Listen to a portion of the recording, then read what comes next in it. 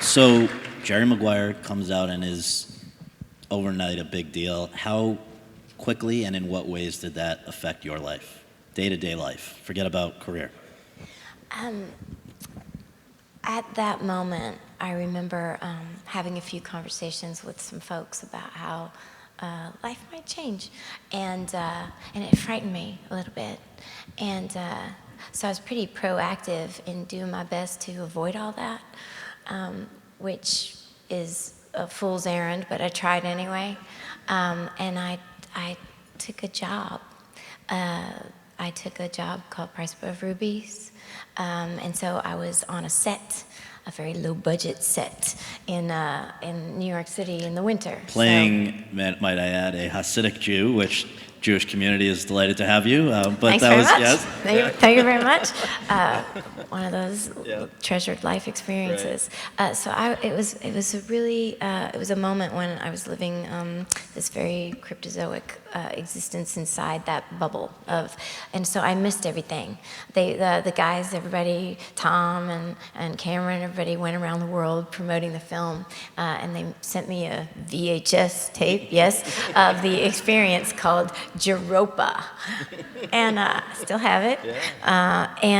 So I kind of experienced it through that, but I didn't. I avoided it on purpose. I didn't feel like I was ready for, and I didn't want to court the thing that comes from sitting on the couch and the chat shows, and anyway.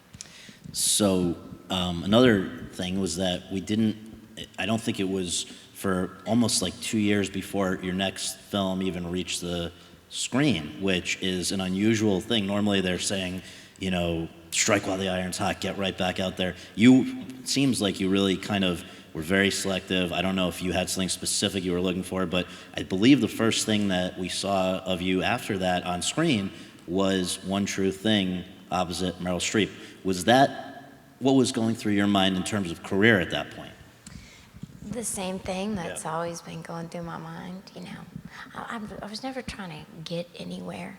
I was never playing some sort of calculated,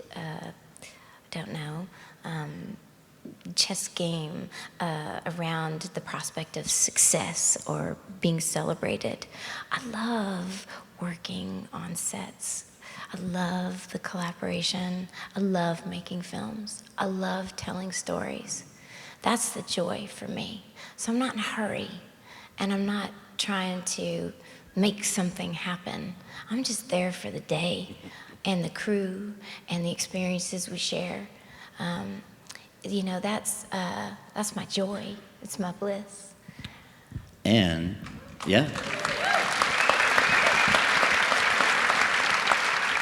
There were definitely some very funny moments that you got to perform in Jerry Maguire and maybe others along the way. But in 2000, we got to see you in two very different, very funny movies. Me, Myself, and Irene for the Farrelly brothers, who I bet you weren't thinking 19 years from now these guys are going to direct the Best Picture Oscar winner, but that did happen.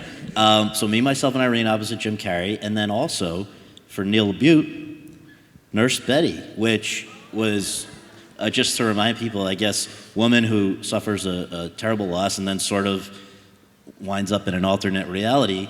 You win a Golden Globe for that. So I guess, is comedy something you enjoy as much as drama? Oh, sure. Yeah. I love it. I mean, it's all funny, isn't it? It has to be, doesn't it? Yeah. So.